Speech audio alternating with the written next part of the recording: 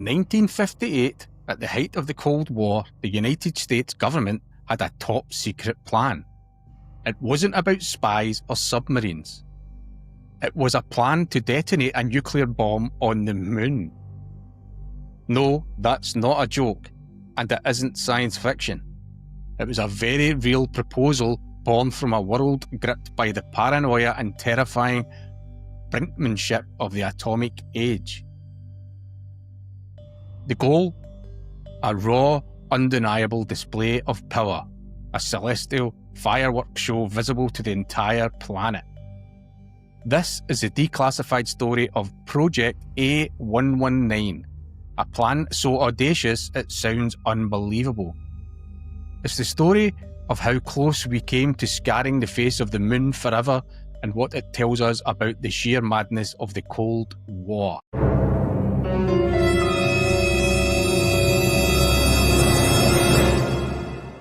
So, how on earth did anyone seriously consider nuking the moon? To get it, you have to go back to the late 1950s. This was a time of deep existential fear.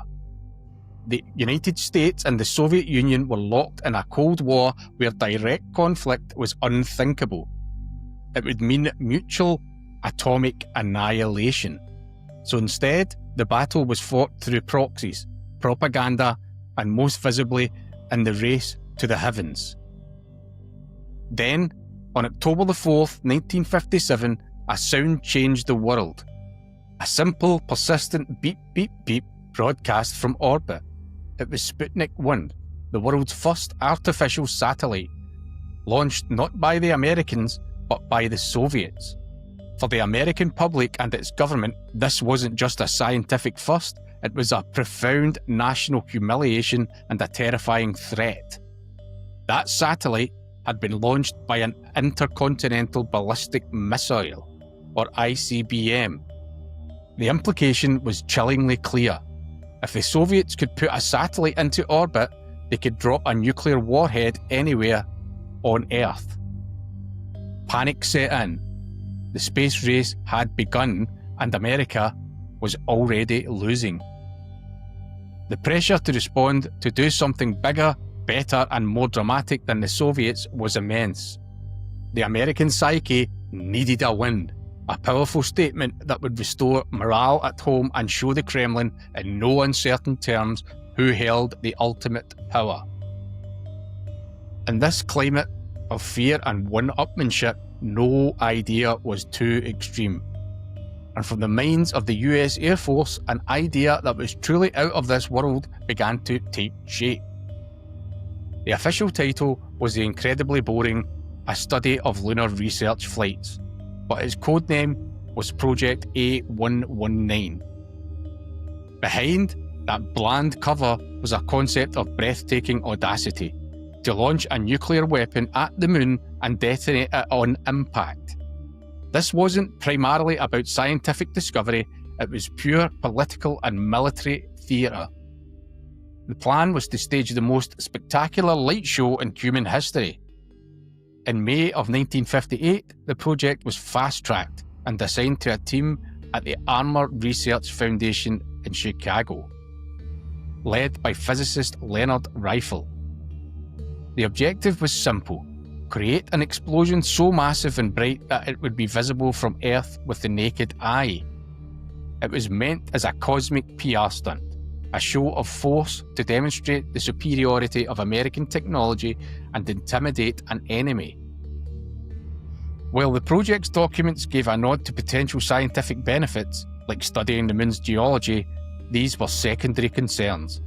As Riefel himself later stated, the US Air Force was mainly interested in how the explosions would play on Earth. The message had to be clear, global, and utterly terrifying.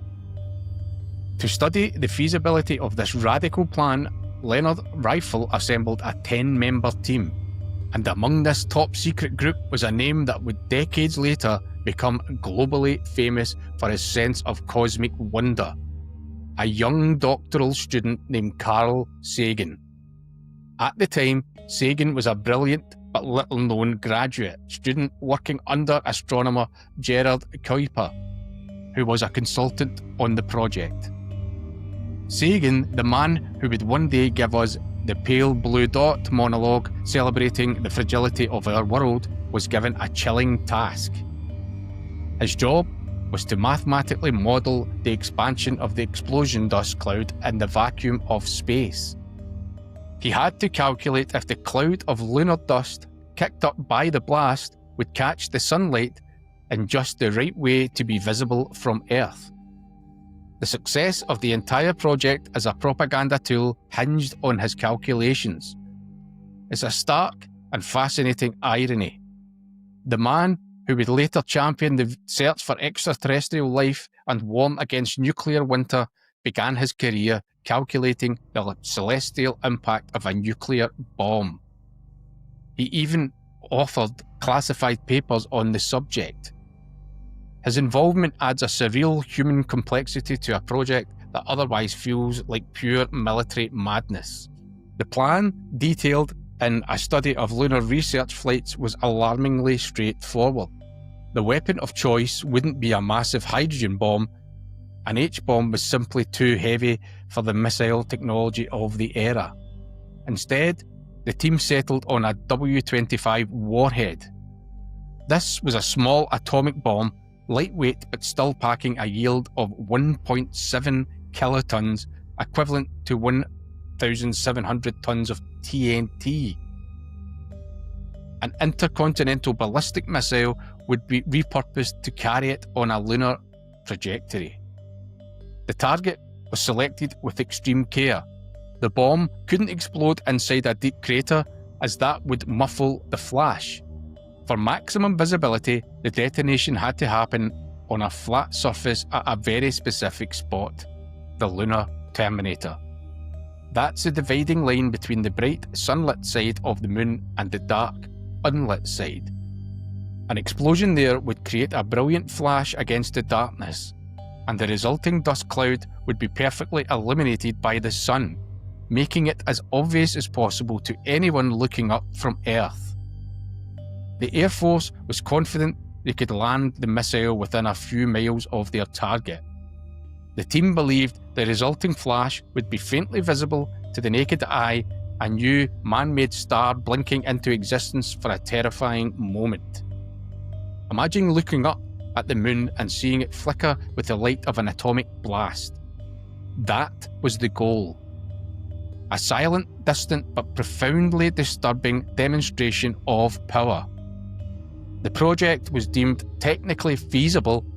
This was not a fantasy, it was a mission ready for development. Why is the moon today a symbol of peaceful exploration and not a radioactively contaminated monument to the Cold War anxiety? Fortunately, by January 1959, cooler heads began to prevail. Air Force officials and the project's own scientists started to seriously weigh the immense risks against the questionable benefits. The most immediate fear was a launch failure. What if the missile armed with its nuclear warhead malfunctioned and came crashing back down to Earth? The potential for an atomic disaster on home soil was a catastrophic risk. Then, there were the scientific concerns. Leonard Rifle later said he was horrified by the idea and warned the Air Force that a nuclear blast would destroy the moon's pristine environment, contaminating it and jeopardizing all future research. There was also the question of public reaction. While the initial goal was to boost American morale, some realized that nuking the moon could backfire spectacularly. The world might see it not as a show of strength, but as an act of cosmic vandalism and terrifying aggression. Ultimately, officials decided that a successful, peaceful moon landing would be a far more powerful and positive achievement. And it turns out the US wasn't alone. The Soviet Union had a similar, though had less documented plan called Project E4, which was also scrapped over fears of failure and international backlash. After its cancellation in 1959, Project A119 was buried. It was believed for a time that all the research reports were destroyed in the 1980s. For nearly 45 years, the plan remained a completely unknown chapter of the Civil War. While the US government has never issued a formal press release admitting to the project, its existence is now a de facto acknowledgement fact, thanks to a few key discoveries. The story only came to light in the late 1990s, when writer Kay Davidson, while researching a biography of Carl Sagan, stumbled upon a stunning detail. In an old scholarship application, Sagan had listed the titles of two of his classified papers from Project A119, a major breach of national security at the time. This discovery, published in the journal Nature, led the project's leader, Leonard Riefel, to finally break his silence in 2000. At 73 years old, he confirmed the story, revealing the details of the secret plan he had led decades earlier. Following his revelation, a Freedom of Information Act request finally made the first volume of a study of lunar research flights public. The project now exists as a chilling cautionary tale. It's a stark reminder of the fear and paranoia that drove the Cold War, a time when the pressure for dominance nearly led humanity to commit an act of irreversible celestial violence. The Cold War is filled with declassified stories that sound like they've been pulled from a spy thriller. If you found this look into a forgotten chapter of history fascinating, make sure to subscribe and hit that like button. And let us know in the comments what you think about Project A119. Project A119 was a desperate idea born from a desperate time.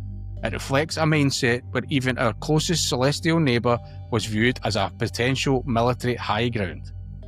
Thankfully, the vision of mushroom cloud rising over the lunar surface was replaced by the image of Neil Armstrong's bootprint. A giant leap for mankind, not a giant explosion. It leaves you to wonder, what other secret projects for the Cold War are still waiting to be uncovered?